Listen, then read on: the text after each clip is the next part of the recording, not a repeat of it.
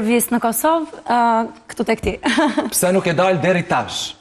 Me thënë të drejtën kam patur nevojë të qëndroj pak në hapësirën time. Nuk kam dashur shumë të jap tepër informacion mbi çfarë po ndodh me mua tani, sepse pas Big Brotherit, sidomos kam patur shumë nevojë që të marr pak kohë për veten. Po mundohesh të merresh kohën për vete, e ke të lehtë ta marrësh këtë kohë që po e kërkon Egli? Po përpiqem, e vështirë është, se do të marrësh dhe kohë për veten, po nga ana tjetër do edhe të punosh, do të angazhohesh, mua dhe nuk më rrihet, me thënë të drejtën. Unë në momentin e parë që gjej pak kohë që të qëndroj në pauzë, fillojnë direkt më kapin ato emocionet që pse nuk po bëj diçka. Domethënë aq sa e kërkoj atë kohën për veten, aq edhe nuk e dua kur e kam. Egli, nuk e kisha fare me stres këtë intervistë, se e di që ti e artikuluar shumë. Faleminderit. Dhe argumenton dhe flet shumë rrjedhshëm dhe thoja nuk dia kam pas mundësi me bë pyetje unë si prezantues.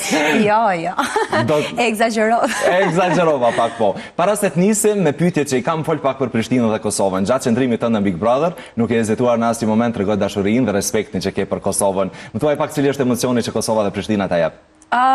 Një nga pyetjet që po më bëhet më shpesh në fakt, kudo që po takoj, këtu në Prishtinë po më pyet si po duket jeta këtu, apo të pëlqen Prishtina, apo të pëlqen mikpritja e njerëzit, edhe kam gjithmonë një përgjigje që jam duke u ndier shumë mirë në Prishtinë, nuk e kam pritur kurrë që gjej gjithë të dashuritë madhe këtu, unë gjithmonë e kam dashur Kosovën, kam qenë edhe më parë në Kosovë patjetër në disa qytete të Kosovës, e ndjej, shiko, unë nuk e shoh fare këtë ndarjen Shqipëri-Kosovë. Unë mendoj që janë gjysmat e njëra tjetrës, është një e plot, madje edhe kur kaloj atë doganën, mua thjesht më duket sikur kaloj nga një qytet i Shqipërisë në një tjetër, domethënë nuk e sheh një ndarje konkrete. Nuk shoh asnjë lloj diferencë përveç dialektit. Kupton? E vetmja gjë që ndjej që jam Kosovë, nuk jam Shqipëri, është vetëm dialekti. Por që jam duke u ndier jashtëmase mirë, kam gjetur shumë dashuri, madje njerëzit tu janë edhe më të ëmbël, janë pak më të dashur, kupton?